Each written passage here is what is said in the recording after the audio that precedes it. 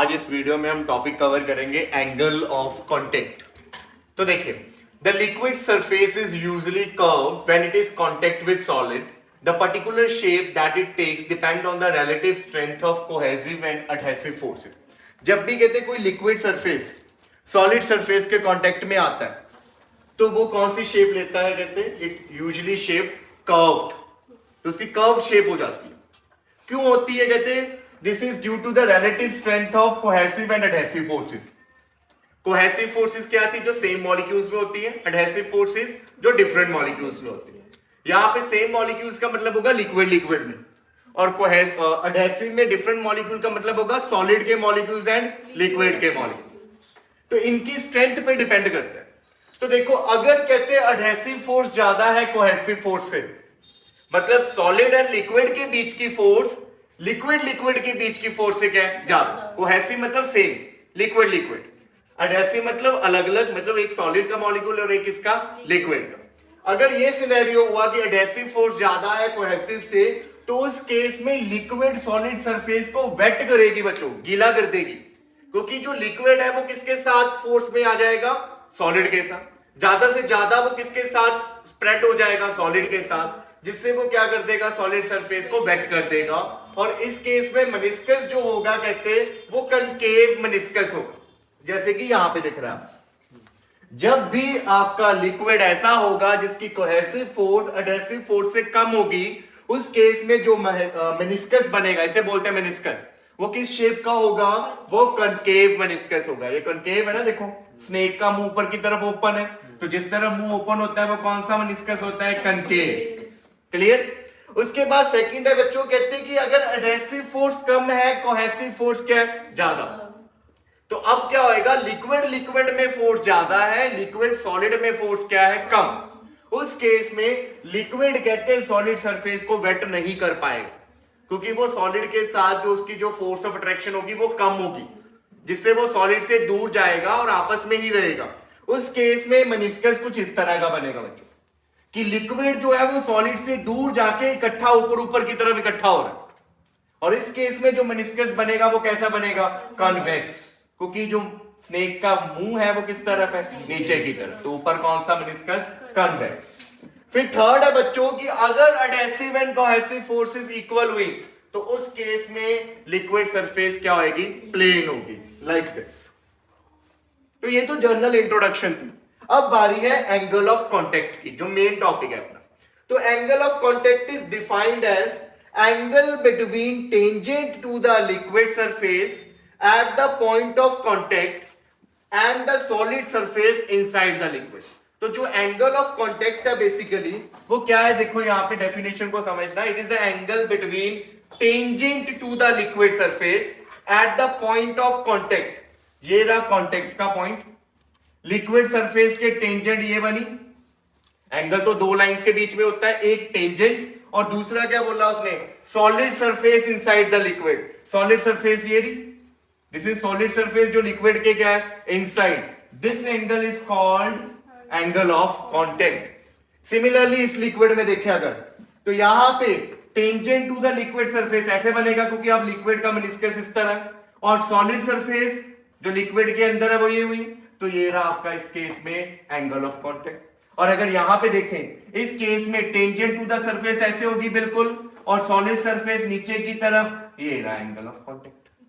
तो अगर बच्चों यहां पे लिखा हुआ है कि अगर कनकेव मेनिस्कस बनता है, अगर कॉनकेव मेनिस्कस है, तो थीटा जो होगा एंगल ऑफ कांटेक्ट वो 90 से क्या होगा, छोटा होगा, मतलब थीटा एक्यूट होगा। तो ये लिख लो यहां पे, इस केस में थीटा एक्यूट एंगल होगा।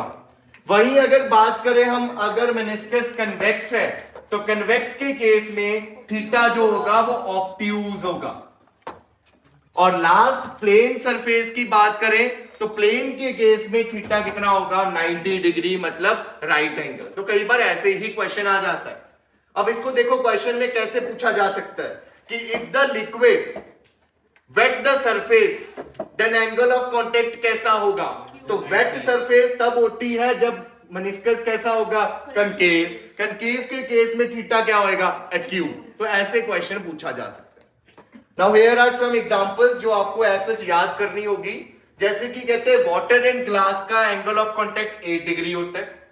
फिर मरकरी का अगर ग्लास के साथ देखें तो 138 डिग्री होता है, और उसके बाद अगर प्योर वाटर का सिल्वर के साथ देखें तो कितना होएगा 90। तो जो एंगल ऑफ कांटेक्ट है depends upon the nature of solid and liquid, दोनों पे। देखो वाटर का ग्लास के साथ 8 है, वही सिल्वर के साथ कितना है 90 डिग्री। तो सॉलिड पे भी डिपेंड करता है, not only on liquid, it also depends on solid in which the liquid is in contact. Clear? तो ये एग्जांपल्स आपको ऐसे क्या करनी पड़ेगी, लर्न करनी पड़ेगी। क्लियर? नोट करिए। Next topic is factors affecting angle of contact. तो first factor is nature of solid and liquid in contact. तो किस तरह का सॉलिड और लिक्विड कांटेक्ट में उस पर डिपेंड करेगा। जैसे अभी पीछे मैंने आपको बताया कि वाटर का ग्लास के साथ एंगल ऑफ कांटेक्ट कुछ और था और सिल्वर के साथ कुछ और था। तो nature of solid as well as किस पे, लिक्विड पे डिपेंड करता है। फिर cleanness of the surface in contact, surface की क्लीननेस होनी चाहिए, उसके अकॉर्डिंग भी एंगल ऑफ कांटेक्ट चेंज हो सकता है। Then medium above the free surface of liquid, liquid के ऊपर एयर है या कोई और मीडियम है उस पर भी डिपेंड करेगा। क्लियर? जो लिक्विड है ना उसके ऊपर कौन सा मीडियम है उस पर भी ये डिपेंड करेगा। Then temperature of the liquid, liquid के टेम्परेचर पे डिपेंड करेगा। यहां से क्वेश्चन निकलता है बच्चों। तो एंगल ऑफ कांटेक्ट डिक्रीज होता है अगर टेम्परेचर क्या हो जाएगा, इंक्रीज हो जाएगा। इसका रीजन अगर आपको कोई पूछे तो बच्चे इसमें क्या होता है कि अगर आप टेम्परेचर बढ़ा रहे हो तो मॉलिक्यूलर्स के बीच में जो उनकी देखो काइनेटिक एनर्जी क्या हो जाएगी, बढ़ जाएगी, मोशन में आ जाएंगे, जिनके कारण उनके बीच की इंटरएटॉमिक फोर्स क्या हो जाएगी, कम हो जाएगी। तो फोर्स ऑफ कोहेशन कम हो जाएगी। अगर फोर्स ऑफ कोहेशन कम हो जाएगी तो आप खुद सोचो कि उस केस में आपका जो एंगल ऑफ कांटेक्ट है वो क्या होएगा, बढ़ेगा या कम होएगा, कम हो जाएगा। जब अडहेशन फोर्स कोहेशन फोर्स से ज्यादा है उस केस में एंगल ऑफ कांटेक्ट क्या है, कम है। तो जब टेम्परेचर बढ़ता है तो आप बोलोगे कि इंटरमॉलिक्यूलर काइनेटिक एनर्जी जो है बढ़ जाएगी, जिससे फोर्स ऑफ कोहेशन कम हो जाएगी। As a result angle of contact क्या हो जाएगा, कम हो जाएगा। तो जो मैंने बोला ये आप रिटन फॉर्म में लिख लेना, ये इसका आंसर। क्लियर ये चीज? उसके बाद नेक्स्ट है impurities. When soluble impurities are added to liquid angle of contact decreases. अगर किसी लिक्विड में ऐसी इंप्योरिटीज ऐड कर रहे हो जो सोल्यूबल हो, जो उसमें डिसॉल्व हो जाए, तो उससे क्या होएगा, एंगल ऑफ कांटेक्ट डिक्रीज हो जाएगा। नेक्स्ट ये भी बड़ा इंपॉर्टेंट पॉइंट है, वाटर प्रूफिंग एजेंट। जो एजेंट वाटर प्रूफिंग होते हैं वो कहते हैं एंगल ऑफ कांटेक्ट को क्या कर देते हैं, बढ़ा देते हैं। बढ़ाएंगे तभी do not wet the surface ना। और सेकेंड है वेटिंग एजेंट, जो गीला करते हैं, जैसे कि कहते हैं soap, detergent and dyeing substance, dye करते हैं ना कपड़ों को, वो सारे क्या करते हैं, एंगल ऑफ कांटेक्ट को डिक्रीज करते हैं। तो ये याद रखना, एंगल ऑफ कांटेक्ट कम होने का मतलब क्या है कि सरफेस वेट होएगी, और अगर एंगल ऑफ कांटेक्ट ज्यादा है तो मतलब सरफेस वेट नहीं होएगी। समझ गए ये चीज? क्लियर है? उसके बाद ये भी एक पॉइंट है नोट करने के लिए आपके पास, for those liquid which wet the wall of vessel, जो वेसल की वॉल्स को वेट करेंगे उनका एंगल ऑफ कांटेक्ट क्या होएगा, अक्यूट होगा, और जो वेट नहीं करेंगे उनका एंगल ऑफ कांटेक्ट क्या होएगा, ऑब्ट्यूज होगा। ठीक है? जो वेट नहीं करेंगे उनका एंगल ऑफ कांटेक्ट बड़ा होता है। समझ गए ये बात? नोट करिए। चलिए बच्चों, next very important problem, angle of contact of water with lotus leave and plastic plate. देखो एक वाटर की ड्रॉप जब किसी लोटस के लीफ पे जाके गिरती है तो वो स्फेरिकल शेप में होती है, प्रॉपर सफेयर बनता है उसका। ठीक है? और वहीं बच्चों अगर वो प्लास्टिक प्लेट में गिरे तो वो सफेयर नहीं बनता, वो कुछ इस तरह की होती। तो दोनों केसेस में लिक्विड तो वाटर ही है, बट सॉलिड सरफेस चेंज हो गई, जिसके कारण एंगल ऑफ कांटेक्ट क्या हो गया, चेंज हो गया। अगर हम बात करें लोटस लीव की, तो लोटस लीव में लिक्विड की ड्रॉप इस तरह पड़ी होती है, वाटर जो है स्फेरिकल ड्रॉप में होता है, स्फेरिकल नहीं तो कुछ इस तरह। और वहीं बात करें हम प्लास्टिक प्लेट में, तो पानी जो ऐसे स्प्रेड हो जाता है, तो कुछ इस तरह पड़ा होता है वहां, ये याद रखना। और अगर मैं बोलूं एंगल ऑफ कांटेक्ट, तो एंगल ऑफ कांटेक्ट में देखो ये है आपकी बच्चे यहां पे सॉलिड सरफेस, ये सॉलिड सरफेस है ना जो लिक्विड के कांटेक्ट में, और ये बच्चे आपने बना दी इसके साथ टेंजेंट लिक्विड सरफेस के साथ। तो जो एंगल बना दैट इज ऑब्ट्यूज एंगल। तो लोटस लीफ के केस में एंगल ऑफ कांटेक्ट ऑब्ट्यूज होता है। वही बात करें प्लास्टिक प्लेट की, तो इस केस में बच्चों ये रहा सॉलिड का सरफेस और यहां पे ये है tangent to the liquid surface. ऐसे निकाल दो ना, tangent to the liquid surface और जो सॉलिड सरफेस कांटेक्ट में है उनके बीच का एंगल। तो इस केस में जो थीटा है वो क्या है, एक्यूट। तो ये एज सच नीट प्रॉब्लम थी एक बार कि लोटस लीफ के केस में क्या होता है, प्लास्टिक प्लेट के केस में क्या होता है, तो ये आपको पता होनी चाहिए। क्लियर। अब जर्नली अगर आपने बच्चे थीटा निकालना हो कि कितना थीटा है इस केस में, तो वो कैसे निकलता है, देखो यहां पे बच्चों सरफेस टेंशन बनाई गई है डिफरेंट डिफरेंट इंटरफेसेस की। ये बच्चों शो कर रही है सरफेस टेंशन सॉलिड की लिक्विड के साथ, क्योंकि इस सरफेस पे सॉलिड और लिक्विड क्या है टच में, तो इसके टेंजेंट जो सरफेस टेंशन वाली फोर्स आएगी वो कौन सी होएगी, सॉलिड एंड लिक्विड इंटरफेस वाली। अब यहां पे जो टेंजेंट करके फोर्स आएगी सरफेस टेंशन वाली वो कौन सी होएगी, लिक्विड की, किसके साथ, एयर के साथ, क्योंकि यहां पे जो है वो क्या है इस तरह व्हाइट व्हाइट एयर, तो ये लिखा surface tension due to liquid air interface. और ये ना तीसरा इंटरफेस बच्चों, यहां पे क्या है सॉलिड और ऊपर क्या है एयर, ये नीचे वाली लाइन क्या शो कर रही है, सॉलिड सरफेस। तो इस तरफ सॉलिड एयर के साथ कांटेक्ट में, ये वाली जो ग्रीन कलर की टेंजेंट है ये किसके साथ कांटेक्ट में, लिक्विड एंड एयर, और ये वाली जो है ये किसके साथ कांटेक्ट में है, लिक्विड एंड सॉलिड। सिमिलरली यहां आते हैं अब इस केस में भी यही होगा, ये आ गई सरफेस टेंशन सॉलिड लिक्विड की, ये आ गई सरफेस टेंशन लिक्विड एयर की, और यहां पे जो सरफेस टेंशन है दैट इज सॉलिड एयर। कोई डाउट यहां तक किसी को। अब यहां पे सरफेस टेंशन बना रहा हूं बट एक्चुअल में ये क्या रिप्रेजेंट कर रही है, force due to surface tension. पढ़ी है ना पीछे, सरफेस टेंशन के कारण फोर्स लगती है जो टेंजेंट होती है, वो चीज बना रहे।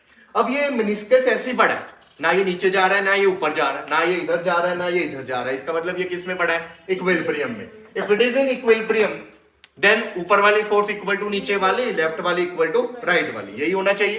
तो अब वो करो आप यहां पे, अगर देखो मैं इसका एक कंपोनेंट इस तरफ ले लूं, ये वाले का एक कंपोनेंट अगर मैं इस तरफ लूं तो क्या आएगा, solid surface tension liquid air का कॉज वाला कंपोनेंट इधर आ जाएगा, और कौन सी इस तरफ है, surface tension solid and liquid वाला, और दूसरी तरफ कौन सी है, सरफेस टेंशन सॉलिड एयर वाला। अगर ये इक्विलिब्रियम में है देन दिस लेफ्ट साइड वाला इक्वल टू क्या होना चाहिए, राइट साइड वाले, तो इक्वेट कर दो। सरफेस टेंशन को अपन टी लिख सकते हैं, एस लिख सकते हैं, सिग्मा लिख सकते हैं, बताया ना ये चीज। तो surface tension solid air interface equal to surface tension liquid air cos theta plus solid liquid. यहां से कॉस थीटा की वैल्यू निकालनी है अपन, solid air minus solid liquid, और यहां से कॉस थीटा क्या आ गया, solid air minus solid liquid upon liquid air. So this is the formula जिसकी हेल्प से आप एग्जैक्ट कॉस थीटा निकाल सकते। क्लियर, ये चीज समझ लग गया। अब देखिए बच्चों, केस नंबर 1, अगर surface tension solid air interface की सॉलिड लिक्विड इंटरफेस से ज्यादा होगी तो आपका जो कॉस थीटा है वो क्या आएगा, पॉजिटिव, है ना। अगर ये वाली टर्म बड़ी है ये वाली टर्म से तो आंसर पॉजिटिव आएगा। कॉस थीटा पॉजिटिव का मतलब क्या होता है, theta should be less than 90, मतलब थीटा क्या होएगा, एक्यूट। तो जब ये सिनेरियो होता है कि सॉलिड एयर का सरफेस टेंशन सॉलिड लिक्विड वाले सरफेस टेंशन से ज्यादा होता है, उस केस में एंगल ऑफ कांटेक्ट क्या होता है, acute. Angle of contact acute का मतलब कौन सा मेनिस्कस बनेगा, कॉनकेव मेनिस्कस बनेगा। तो यहां पे कॉनकेव मेनिस्कस। तो ये सब कुछ आपको याद होना चाहिए कि मेनिस्कस कौन सा बनेगा जब थीटा एक्यूट होगा। क्या वो इस केस में सरफेस को वेट करेगा, करेगा वेट, ठीक है। तो इस केस में मेनिस्कस कॉनकेव है और सरफेस को क्या करेगा, वेट करेगा। समझ गए ये चीज। वहीं अगर सेकंड केस देखें, सेकंड केस में अगर उल्टा हो जाए, सॉलिड लिक्विड का जो सरफेस टेंशन है वो सॉलिड एयर इंटरफेस के सरफेस टेंशन से बड़ा हुआ, तो इस केस में कॉस थीटा क्या आ जाएगा, नेगेटिव। थीटा नेगेटिव का मतलब कॉस थीटा नेगेटिव होता है जब थीटा ग्रेटर देन 90 हो, मतलब थीटा क्या हो आपका, ऑब्ट्यूज। तो कैसा मेनिस्कस? कन्वेक्स। तो इस केस में वो वेट नहीं करे। समझ गए ये चीज? पक्की बात। और अगर दोनों इक्वल हुए, ठीक है, तो आंसर कितना आ जाएगा? 0। तो थीटा कितना आ जाएगा? 90। तो उस केस में प्लेन मेनिस्कस होगा। समझ गए ये चीज? तो इन पे डिपेंड करता है कि मेनिस्कस कैसा होगा। क्लियर? नोट करिए।